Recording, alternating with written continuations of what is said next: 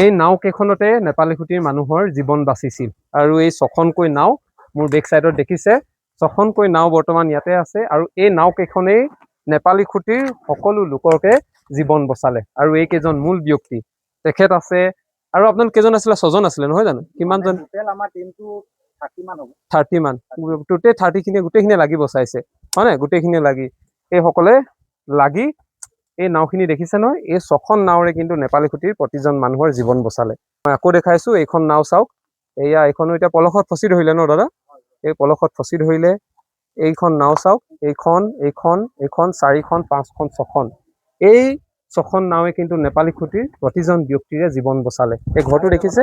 হয় হয় কওক কওক কি হ'ল এইখন নাও ফচি আছে আমি জানি বুজি নৈখনত ওলোৱা নাই কেলে বাইকখনত পানী হেৰি মানে আকৌ পানী বাঢ়িব পাৰে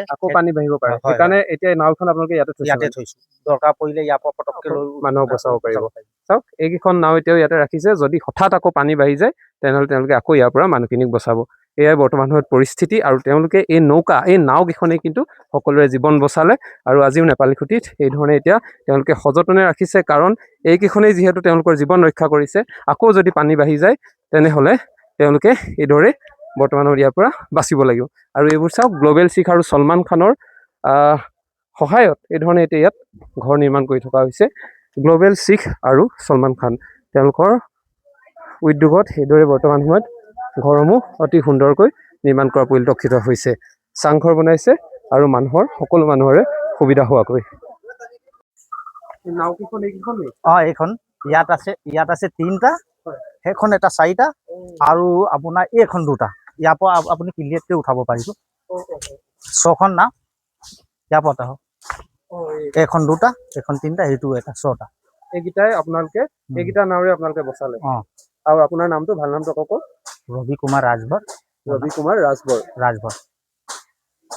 আপোনাৰ নামটো মোৰ নাম ৰবি কুমাৰ ৰাজভৰ হয় এই সময়ত আপুনি কি ধৰণে বচালে আচলতে মানুহখিনি নাও লৈ আপোনালোকে আমাৰ গাঁৱত 6টা নাও আছিলে 6টা নাও পানীটো ইমান হোৱা নাছিলে অলপ কমে আছিলে আমি ভাবিলোঁ যে পানীটো যিমান ৰেগুলাৰ আহি থাকে সেই তেনেকুৱাত কমি যাব তাৰপাছত চাইছোঁ পানীটো বৰ ডবল ৰূপ লৈছে এইটো উঠিব লৈছে ৰাস্তা তাৰপাছত আমাৰ গাঁৱৰ মানুহকেইটাক নাৱত তুলি মেলি লৈ গ'লো ওখ স্থানত কিমান আছিলে গাঁৱৰ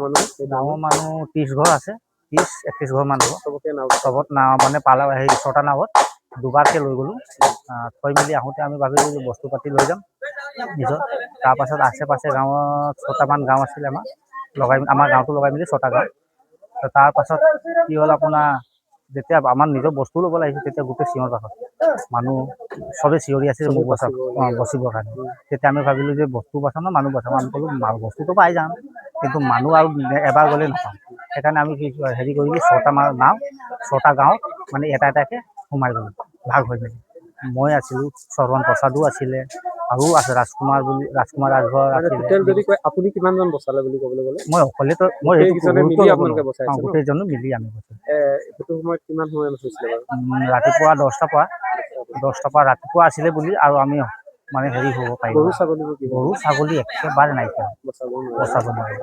এতিয়া যদি গৰু ছাগলী বচাব যাওঁ 6টা নাও আছিলে আমাৰ তেতিয়া মানুহ বহুত হেৰি হয় নাওকেইখন ক'ত আছে নাওখন এতিয়া আপুনি চাব পাৰিব চামগৈ বাৰু এতিয়া সেই নাওকেইখনেই মানে এতিয়া গোটেইখিনি বচালে এতিয়া আপোনালোকৰ ঘৰৰ অৱস্থা কি হৈ আছে একেবাৰে বেয়া থাকিব পৰা নাই সা সুবিধা যিমান আহিছে পাইছেনে খোৱা বোৱাটো পাইছোঁ আৰু যি দুটা ৰাচন পাতি সেইকেইটা পাইছোঁ কিন্তু পাই মেলি আমি থমটো ঘৰৰ অৱস্থা নাই ঘৰত সোমাব পৰা নাই এতিয়া মই পাইছোঁ যেনেকৈ এতিয়া মই বাহিৰত পেলাই থৈ বৰষুণে তিতিব বস্তু বেয়া হ'ব সেইকাৰণে আমি বেছি লোৱা অলপকৈ লৈছোঁ যিকেইটা মানে 2-4 দিনৰ কাৰণে লৈছোঁ যিমানে আৰু বেছি লৈ মানে আমি থম পৰিয়ালত আপোনাৰ কোন কোন আছে মোৰ পৰিয়ালত মোৰ ডাঙৰ পৰিয়াল আছে মোৰ দেউতা আছে মা ঢুকাইছিলে মোৰ মা সকাম আছিলে সকামৰ দিনাই মানে আমাৰ যিটো নষ্ট হৈছে নহয় মানে ক'ব নোৱাৰোঁ এনেকুৱা মানে কেটিঙৰ ভাড়া বস্তু লৈছে গোটেইখন উটি গুচি গ'ল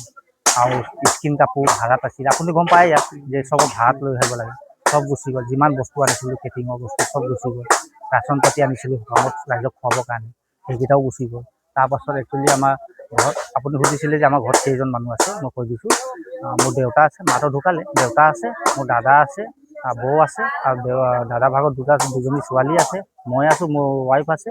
আৰু মোৰ 3জনী আৰু 2জনী ছোৱালী এটা ল'ৰা আছে। পৰিয়ালক আপুনি নাওতে লৈ গ'ল, নাওতে লৈ গৈছোঁ। নাওত বচাইছে।